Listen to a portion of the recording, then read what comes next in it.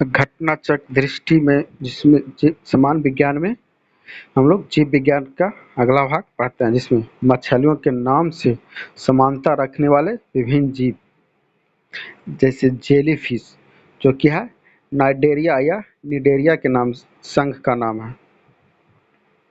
Starfish को Echinodermata कहा जाता है। सिल्वर फिश को क्या कहा जाता है? आर्थ्रोपोडा के रूप में रखा जाता है। सिल्वर फिशा को आर्थ्रोपोडा, सिल्वर फिश को आर्थ्रोपोडा में। वही कटल फिश को मोलास्का के रूप में। कौन सा संघ? मोलास्का संघ में कटल फिश। और साइकोल साइक्लोस्टोमेटा संघ के रूप में कौन है? Hague fish. वही मोलास्का में डेविल फिश, मोलास्का में कौन सा है? Devil fish. आर्थ्रोपोडा में क्रे फिश। कौन सा फिश? आर्थ्रोपोडा में क्रे फिश। वही मोलास्का में रेजर फिश भी मोलास्का में आता है, रेजर फिश। सरीसृप से जुड़े महत्वपूर्ण तथ्य। घोंसला बनाने वाला सांप कौन सा है? King cobra. विश्व की एकमात्र छिपकली जो जहरीली होती है कौन सा? गीला मॉन्स्टर हिलोडर्मा जिसको बोलते हैं। संसार का सबसे जहरीला सांप कौन होता है? हाइड्रोफिश नामक समुद्री सांप है जो कि समुद्र में रहता है। जमीन पर रहने वाला सबसे जहरीला सांप कौन है? इनलैंड ताइपेन। बिल बनाने वाली छिपकली, वाह, बिल बनाने वाली छिपकली कौन सा? मेबुया या स्किंक। सरीसृपों का युग क्या कहलाता है? मेसोजोइक। सरीसृपों का युग मेसोजोइक। अब है पक्षी वर्ग से संबंधित परीक्षा उपयोगी तथ्य। सबसे बड़ा जीवित पक्षी कौन सा है? शुतुरमुर्ग। और सबसे छोटा छोटा पक्षी हमिंग बर्ड। उड़ ना सकने वाली पक्षी कौन है? कीवी और एमू। सबसे तेज उड़ने वाला पक्षी कौन सा है? Peregrine falcon. पक्षियों का वाक यंत्र होता है सावधानी। सबसे प्राचीन पक्षी कौन है? आर्क्योप्लेक्टिरिक्स, जुरासिक युग का है। अब फ्लाइंग फिश आ रहे हैं। विभिन्न नाम वाली वास्तविक मछलियाँ। विभिन्न नाम वाली वास्तविक मछलियाँ कौन कौन सा? एक फ्लाइंग फिश है जो ऐसा है, पाइप पाइप फिश, ये पाइप की तरह, फिर पैडल फिश, गोल्ड फिश, फिर है glove fish, catfish, dogfish और समुद्री घोड़ा, ये भी फिश के अंतर्गत आता है जो कि विभिन्न नाम के वास्तविक फिश है। फिर है परीक्षा दृष्टि। चार कक्षीय हृदय वाला सीप कौन सा है? मगरमच्छ। मगरमच्छ में चार कक्षीय हृदय होता है। अंडा देने वाला स्तनपायी जीव कौन है? एकिडना और प्लेटिपस। भारत की विशालतम मृग प्रजाति कौन है? नीलगाय। उड़ने वाला स्तनपायी चमगादड़। छह टांगों वाला जीव कहलाते हैं कीट वर्ग कहलाते हैं। सफेद रक्त वाला जीव होता है तिलचट्टा। ठोस मूत्र उत्सर्जित करने वाला जीव कौन सा है? कंगारू चूहा। ठोस मूत्र उत्सर्जित करने वाला जीव कंगारू चूहा। कुनैन प्राप्त होता है किससे? सिनकोना पेड़ की छाल से। मानव निर्मित अनाज कौन सा है? ट्रिटिकेल, जो गेहूं प्लस राई से बनता है।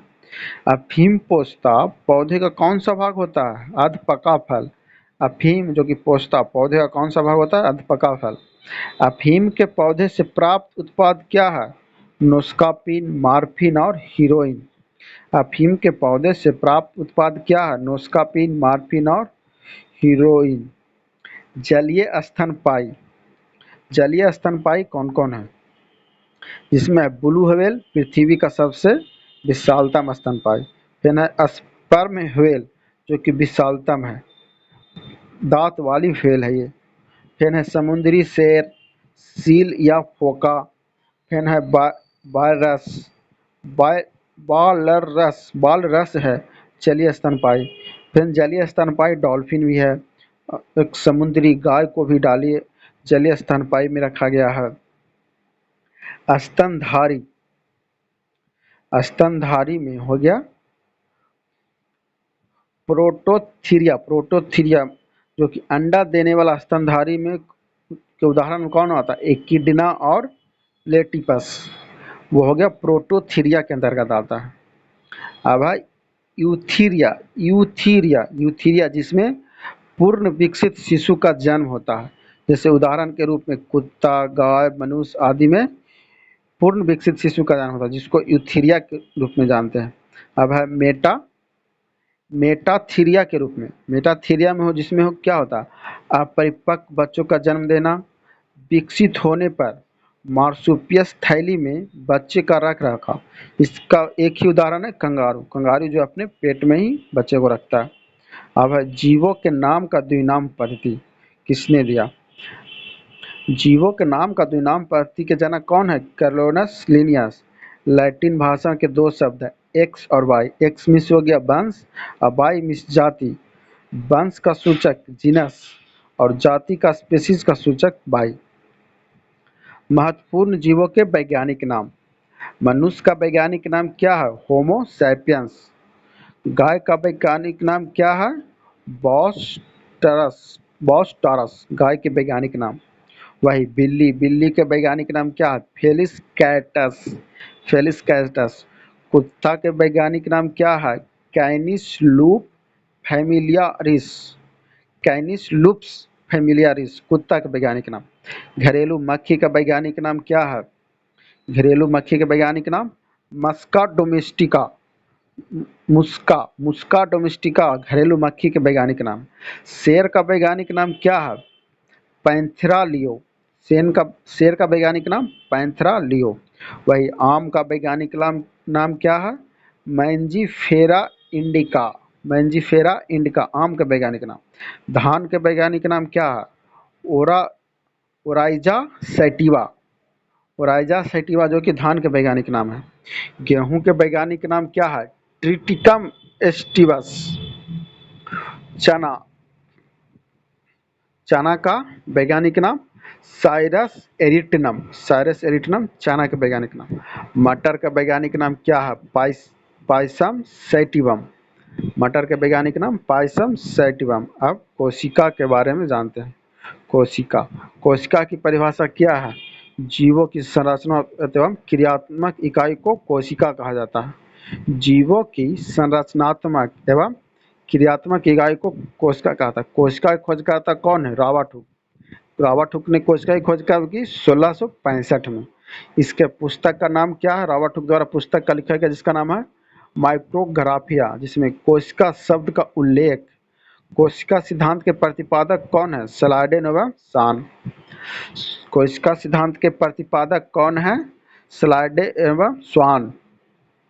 कोशिका के प्रकार, कोशिका दो प्रकार के होते हैं, वे प्रोकैरियोटिक कोशिका और यूकैरियोटिक कोशिका।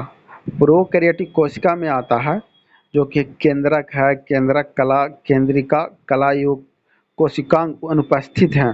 कोशिकांग है जो अनुपस्थित है। इसमें और है अनुवांशिक पदार्थ उपस्थित होते हैं। राइजोबियम की उपस्थित होती है प्रोकैरियोटिक कोशिका में।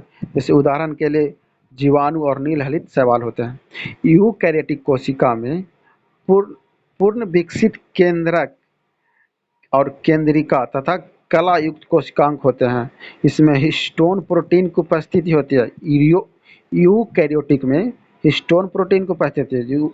उदाहरण के लिए पेड़ पौधे एवं जो जंतु में। कोशिका के प्रमुख भाग, कोशिका के प्रमुख भाग कौन सा? कोशिका भित्ति, कोशिका भित्ति में क्या क्या है? यह सिर्फ पादप कोशिका में विद्यमान होता है। सेलुलोज से निर्मित होता है कोशिका भित्ति। कोशिका का सबसे बाहरी भाग है, कोशिका का सबसे बाहरी आवरण होता है कोशिका भित्ति। फिर है माइटोकॉन्ड्रिया जो कि जिसको सूत्रकणिका भी कहा जाता है। माइटोकॉन्ड्रिया की खोज करता है ऑल्टमैन। ऑल्टमैन ने माइटोकॉन्ड्रिया की खोज कब किया? 1886 ईस्वी में। इसका नामकरण किसने किया? बेंजा के द्वारा माइटोकॉन्ड्रिया का नामकरण किया गया। यह श्वसन संबंधी क्रियाओं में भाग लेता है। यह जीवाणु एवं नील हरित शैवालों में अनुपस्थित होता है माइटोकॉन्ड्रिया। इसका अन्य नाम, माइटोकॉन्ड्रिया का अन्य नाम क्या है? कोशिका का पावर हाउस कहा जाता है। किसको? माइटोकॉन्ड्रिया को।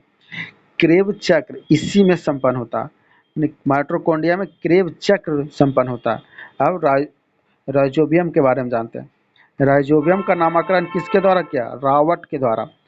यह प्रोटीन संश्लेषण में सहायक होता है। इसका अन्न प्रोटीन की फैक्ट्री किसको कहा जाता है? राइजोबियम को। और फिर अंतःस्रावी जालिका। अंतःस्रावी जालिका में क्या क्या होता है? यह राइजोबियम राइबोसोम इसी से चिपके होते हैं। मतलब अंतःस्रावी जालिका में राइबोसोम चिपके होते हैं और लिपिड संश्लेषण का मुख्य स्थल अंतःस्रावी जालिका ही होता है। कोशिका के प्रमुख भाग। कोशिका के प्रमुख भाग में सबसे पहले हम लोग केंद्रक के बारे में जानते हैं। केंद्रक, जैसे केंद्रक की खोज किसने किया? Robert brown. केंद्रक की खोज रॉबर्ट ब्राउन ने कब की? 1831 में। इसमें यह यूकेरियोटिक कोशिकाओं की उपस्थिति होती है केंद्रक में। आनुवांशिक पदार्थ डीएनए का स्रोत, माने केंद्रक से ही डीएनए का पता लगाया जाता है। फिर है लाइसोजाइम। लाइसोजाइम को कहता है आत्मघाती की थैली, मतलब सुसाइड बैग किसको कहा जाता है? लाइसोसोम को आत्मघाती थैली या सुसाइड बैग कहा जाता है।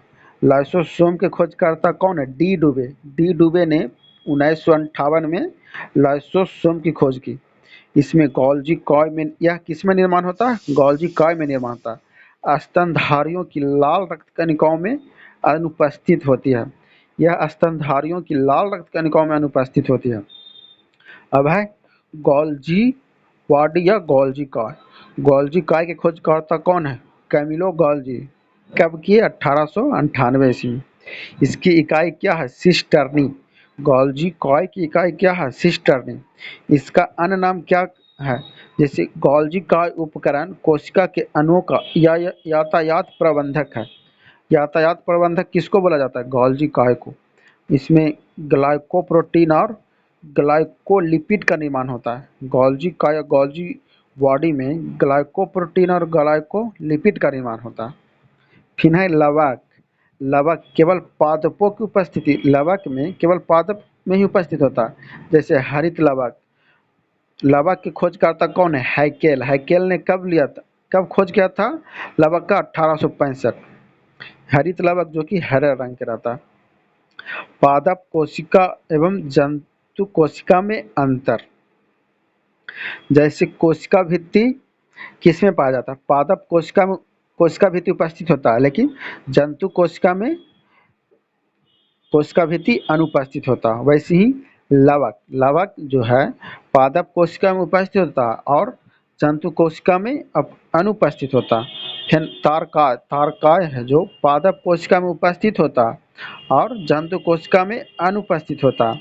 और रिक्तिका। रिक्तिका जो कि है पादप कोशिका में बड़ा होता है और जंतु कोशिका में छोटा होता है। परीक्षा दृष्टि से सौर ऊर्जा एटीपी में बदलती है किसको? क्लोरोप्लास्ट में। सौर ऊर्जा एटीपी में बदलती है क्लोरोप्लास्ट में। जीनोटाइप है जीवों का आनुवांशिक संगठन। ऐसे जीव जिनमें लिंग गुणधर्म नहीं होते अपितु पर्यावरणीय ताप के आधार पर लिंग निर्धारण होते हैं। सरीसृप। प्लाज्मा झिल्ली बनती है प्रोटीन व लिपिड से। लवकों के प्रकार।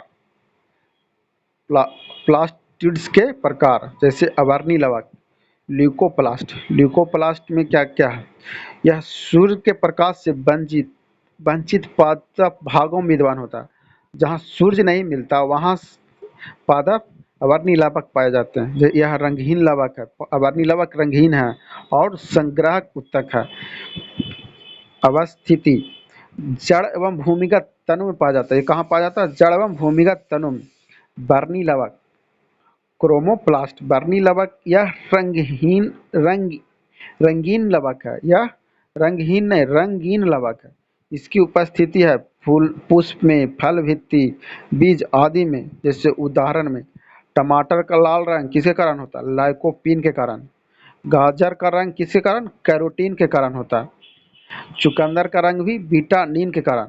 और पत्तियों का पीला रंग किसके कारण होता है? कैरोटीन के कारण। और पादपों का पराबैंगनी किरणों से रक्षा भी करता है। और हरे नीले रंग वाला फाइकोसाइनिया में होता है। ये हो गया रंगीन लवक, वर्णी लवक में। अब हम लोग चलते हैं हरित लवक। हरित लवक क्रो क्लोरोप्लास्ट जिस हरित लवक को हरा रंग होता है। यह क्लोरोफिल इसमें क्लोरोफिल उपस्थित होता है। प्रकाश संश्लेषण में मदद करता है, यह सहायक होता है। इस यह कहाँ अवस्थित होता है? पत्तियों में। हरित लवक पत्ती में उपस्थित होता है। पौधों से प्राप्त उत्पाद।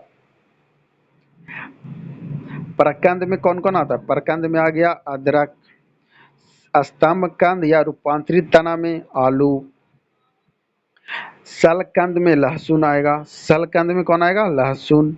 वह घन कंद में आएगा सूरन या जिमी कंद जिसको बोलते हैं। और रूपांतरित तना में आएगा गन्ना। और रूपांतरित जड़ में आएगा क्या? सलजम। फिर रूपांतरित जड़ में सलजम और गाजर भी आएगा। और रूपांतरित जड़ में शकरकंद भी आएगा। रूपांतरित जड़ में कौन कौन आया? सलजम, गाजर और शकरकंद। फिर है पुष्पकलिका। पुष्पकलिका में कौन आएगा? लौंग। फिर है पुष्पवर्तिका। पुष्पवर्तिका में केसर आता है। और प्रकंद। प्रकंद किसको बोलते हैं? हल्दी। हल्दी जो कि प्रकंद के रूप में आता है।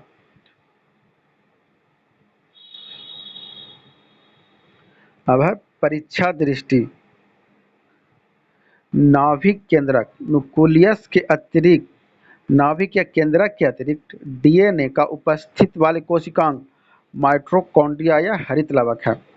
जीवों के प्रत्यक्ष रूप से दिखने वाला लक्षण फिनोटाइप कहलाता है। जीवों में अत्यधिक विविधता का कारण उत्परिवर्तन या म्यूटेशन है। प्रक्रमित कोशिका मृत्यु प्रोग्राम्ड सेल डेथ की कोशिका और आणविक नियंत्रण एपाटोपिस है। आनुवांशिकता के बारे में जानते हैं। आनुवांशिकता की परिभाषा क्या है? ऐसे प्रक्रिया जिसमें आनुवांशिक लक्षण जहाँ सजीवों को एक पीढ़ी से दूसरी पीढ़ी में प्रसारित हो, ऐसे एक पीढ़ी से दूसरी पीढ़ी में प्रसारित को ही आनुवांशिक कहा जाता है। आनुवांशिक के पिता कौन है? ग्रेगर जॉन मेल्डर, जो कि कहाँ के है? ऑस्ट्रेलिया के। इसने प्रयोग किस पर किया था? उद्यम उद्यान मटर पर प्रयोग किया था आनुवांशिकता पर। कौन ने? ग्रेगर जॉन मेल्डर ने। मेंडल द्वारा प्रतिपादित नियम प्रभावितों का नियम लॉ ऑफ डोमिनेंस, जिसमें है स्वतंत्र अवयव का नियम और पृथक्करण का नियम। अन्य नाम युग्मों का शुद्धता का नियम। फिर है क्रोमोसोम या गुणसूत्र, आनुवांशिक लक्षणों को प्रसारित करने का माध्यम। क्रोमोसोम या गुणसूत्र के खोजकर्ता कॉर विल्हम बोन नगीना, जो कि 1800 नागीली है। क्रोमोसोम गुणसूत्र के खोजकर्ता कौन है? कार्ल विल्हल्म और बोन नागिली, जो कि 1842 में किया। और क्रोमोसोम में न्यूक्लिक प्रोटीन होता है। जीन धारक भी क्रोमोसोम या गुणसूत्र में होता है। प्रजातियों में क्रोमोसोम की संख्या निश्चित स्तर पर होते हैं।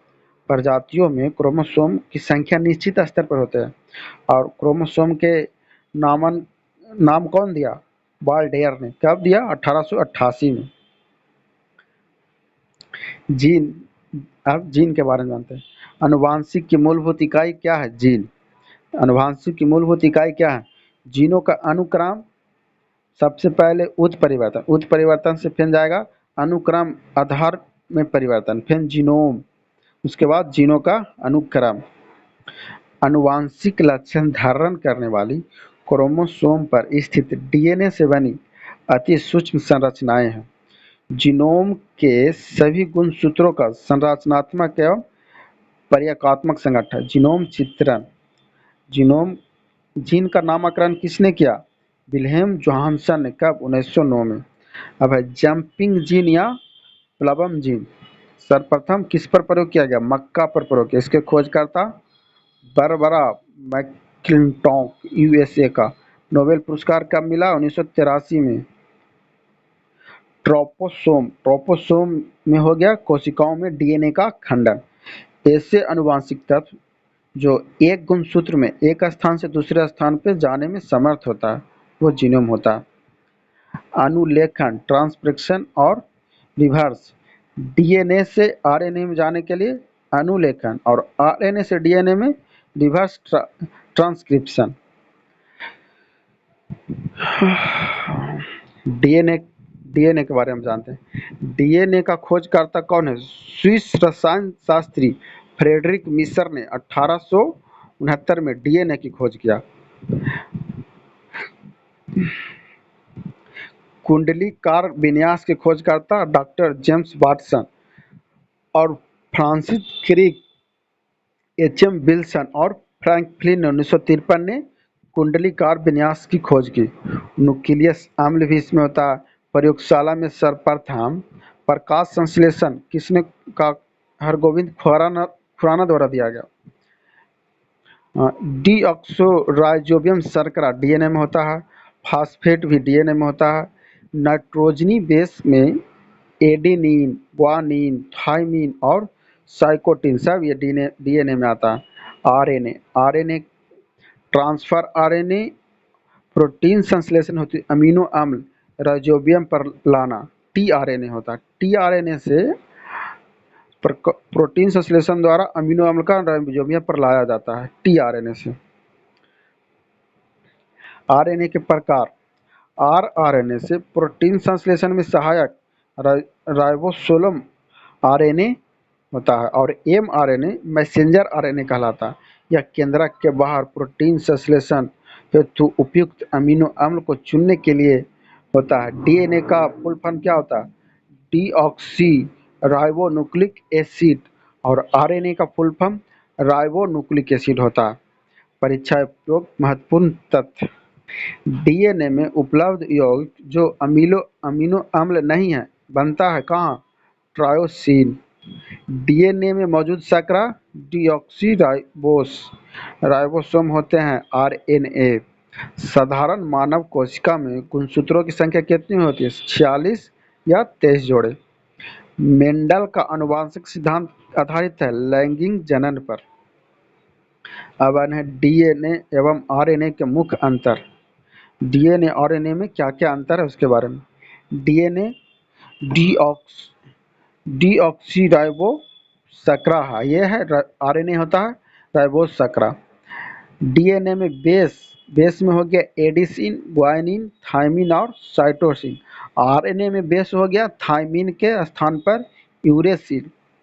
और अवस्थित या कहाँ कहाँ अवस्थित होता है डीएनए? मुख्यतः केंद्रक और कुछ मात्रा में माइटोकॉन्ड्रिया और हरित लवक में उपस्थित होता है डीएनए। और आरएनए उपस्थित होता है केंद्रक एवं कोशिका द्रव दोनों में उपस्थित होता है। जैव उर्वरक में दलहनी पौधे में ये नीचे जाड़ हो गया। उस मुख्य दलहनी फसलें में आता है दलहनी पौधे। नाइट्रोजन स्थिरीकरण करने वाला जीवाणु ये नीचे होता है, जिसमें दलहनी फसलें में चना है, मटर है, सेम है और अरहर, ये सब दलहन में आता है। नाइट्रोजन स्थिरीकरण में सहायक जीवाणु जैसे सोयाबीन का जीवाणु कौन है? राइजोबियम जैपोनियम, जो कि नाइट्रोजन स्थिरीकरण में सहायक जीवाणु है। 3 पत्तिया घास में राइजोबियम ट्राइफोली नाइट्रोजन स्थिरीकरण सहायक जीवाणु। लूसर्न में नाइट्रोजन स्थिरीकरण जीवाणु कौन है? राइजोबियम मेलिलोथी। और जलीय फर्न में नाइट्रोजन स्थिरीकरण जीवाणु एनाबीना एजोली। और गुनेरा माइक्रोफाइला में नाइट्रोजन स्थिरीकरण सहायक जीवाणु है नोस्टोमास्कोरम। My channel.